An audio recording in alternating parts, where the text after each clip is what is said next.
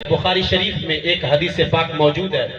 آقا کریم صلی اللہ علیہ وآلہ وسلم کا فرمان ہے کہ جب سورج غروب ہوتا ہے تو رب ذوالجلال فرشتوں کو زمین پہ بھیجتا ہے اور اللہ تعالیٰ فرشتوں کو بھیج کر یہ معلوم کرواتا ہے کہ کون کون میرے محبوب کا ذکر کر رہا ہے. اب جب فرشتے زمین پہ آتے ہیں تو گلیوں میں، بازاروں میں، محلوں میں، شہروں میں جب وہ چلتے پھرتے ہیں تو کہیں بھی جب کسی فرشتے کو ذکر مصطفیٰ کی، ذکر خدا کی بزم نظر نہیں آتی تو ایک فرشتہ آواز دیتا ہے کہ جن کی تلاش میں ہم نکلے تھے وہ فلانی گلی اور فلانے محلے میں موجود ہے. اب سارے فرشتے اس ایک فرشتے کی بات کو سن کے اکٹھے ہو کر اس گلی کی طرف چل نکلتے ہیں اور اس محلے کا رخ کرتے ہیں کہ جس محلے میں عاشقان مصطفیٰ اپنے محبوب کا ذکر کرنے کے لیے اکٹھے بیٹھے ہوتے ہیں.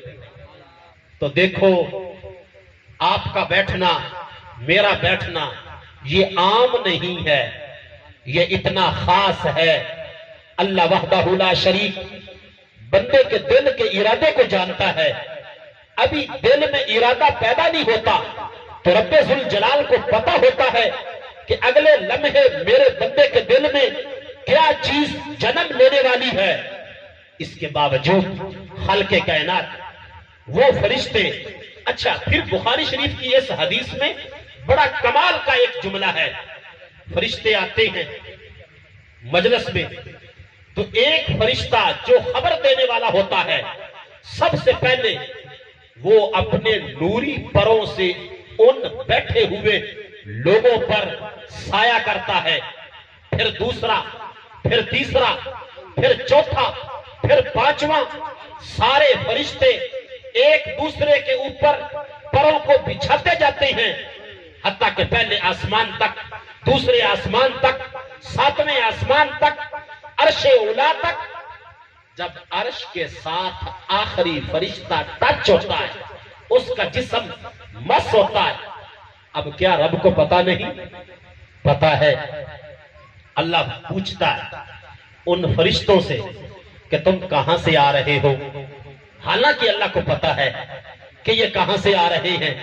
اللہ خالق ہے ان فرشتوں کا، اللہ بھیجنے والا ہے ان فرشتوں کو، اور جن کے پاس بھیجا ہے ان کا خالق بھی اللہ ہے. لیکن اس کے باوجود جو پوچھنا ہے وہ بتا رہا ہے کہ معاملہ عام نہیں، معاملہ خاص ہے. بیٹھنے والے عام نہیں، بیٹھنے والے خاص ہیں. مجلس کوئی عام نہیں، محفل بڑی خاص ہے. ذکر کوئی عام نہیں، بڑا خاص ذکر ہے. اللہ جاننے کے باوجود پوچھتا ہے کہاں سے آ رہے ہو. فرشتے کہتے ہیں باری تعالیٰ تیرے حکم سے تیری زمین پہ گئے تھے، چپا چپا چھان مارا، ایک محلہ ملا ہے، ایک گلی ملی ہے، ایک گھر ملا ہے. مدوں کا ٹھٹا، فلاں گلی میں مسجد کے کنارے پہ ایک گھر ہے، اس گھر میں کچھ لوگ بیٹھے ہیں. اللہ پوچھتا ہے کیا کر رہے ہیں؟ حالانکہ اللہ جانتا ہے کہ کیا کر رہے ہیں. اس کے باوجود اللہ فرشتوں سے پوچھتا ہے. حضور فرماتے ہیں رب کے پوچھنے پہ فرشتے کہتے ہیں تیرا ذکر کر رہے تھے، تیرے محبوب کا ذکر کر رہے تھے. بات نماز کی نہیں، بات قرآن کی تلاوت کی نہیں، بات مسجد میں بیٹھنے کی نہیں. خدا کی قسم اس پوری حدیث میں مسجد کا ذکر نہیں ہے، اس پوری حدیث میں نماز کا ذکر نہیں ہے، حالانکہ وہ فرض ہے، عبادت خدا ہے. اس پوری کی پوری حدیث کے اندر ذکر مصطفیٰ اور ذکر خدا کا تذکرہ ہے. اللہ پوچھتا ہے بولتے کیا تھے، کہتے کیا تھے؟ میرا ذکر کرتے ہوئے ان کی زبان پہ جملہ کون سا تھا؟ فرشتے کہتے ہیں باری تعالیٰ وہ سبحان اللہ پکار رہے تھے. آپ نے ابھی بھی نہیں پکارا. وہ سبحان اللہ آپ نے بولنا ہے تو فرشتوں نے آپ کی حاضری لگوانی. تو پھر بولو. اللہ فرماتا ہے اور کیا کہتے تھے؟ تو اس وقت فرشتے کہتے ہیں اے باری تعالیٰ وہ تیرے محبوب کے ملنے پر تیرا شکر ادا کر رہے تھے.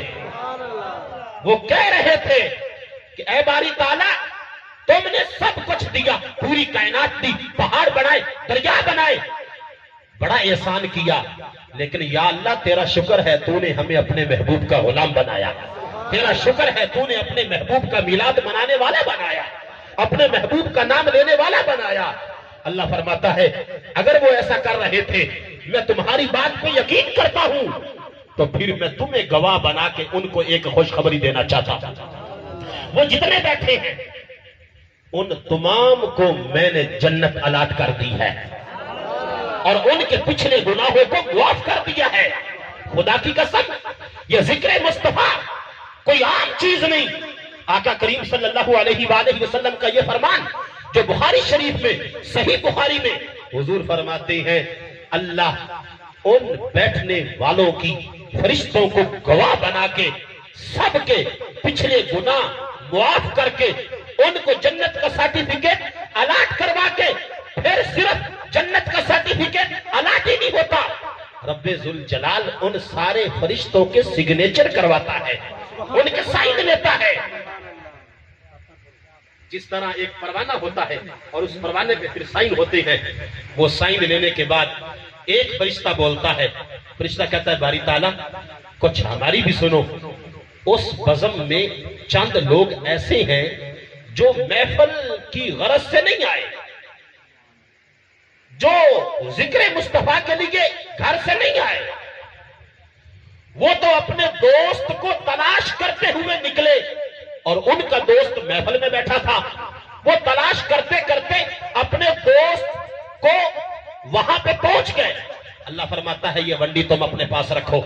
اگرچہ وہ دوست کو تلاش کرتے ہوئے پہنچا لیکن ان کے پاس بیٹھ تو گیا، تو بیٹھنے پہ وہ بھی اتنا ہی اجر کا مستحق ہے جتنا کہ محفل کی نیت لے کے جانے والا اس محفل میں بیٹھنے والا مستحق ہے. سبحان اللہ.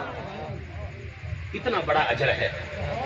یعنی اگرچہ کوئی لنگر کی غرض سے آیا ہو، یا اگرچہ کوئی دوست کو تلاش کرتے ہوئے آیا ہو، اگرچہ کوئی برادری کا رشتہ نبھاتے ہوئے آیا ہو، خالص محفل کی نیت سے نہ آیا ہو، تو پھر بھی رب ذوالجلال اس کو وہ پروٹوکول عطا فرماتا ہے. پروٹوکول عام نہیں، رب ذوالجلال اس کو جنت عطا جو ہے وہ عطا فرما دیتا ہے.